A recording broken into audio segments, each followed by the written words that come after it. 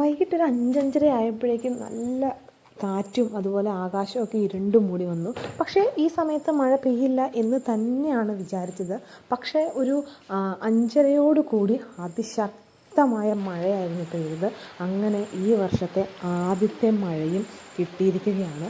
5:30 തുടങ്ങിയ മഴ തീരുന്നത് ഏകദേശം 9 മണിയോട് കൂടിയാണ്. 8:30-9 മണിയോട് കൂടിയാണ് ഒന്ന് തുള്ളിയെടുത്ത് തീർന്നു വന്നത്. അത്രയും നേരം നിർത്താതെ പെയ്യുന്ന മഴയായിരുന്നു. അതിഗംഭീര മഴയായിരുന്നു.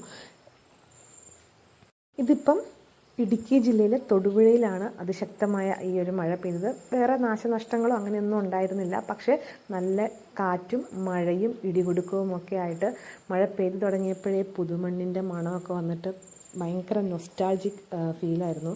അത് കഴിഞ്ഞപ്പോഴേക്കും മഴ കൂടി വന്നു. പിന്നെ ഇടയ്ക്ക് കുറയും, പിന്നെ വീണ്ടും മഴ കൂടും. അങ്ങനെ മഴ ഏകദേശം കംപ്ലീറ്റ് ആയിട്ട് നിന്നത് ഒരു 8:30-9 മണിയോട് കൂടിയിട്ടാണ്.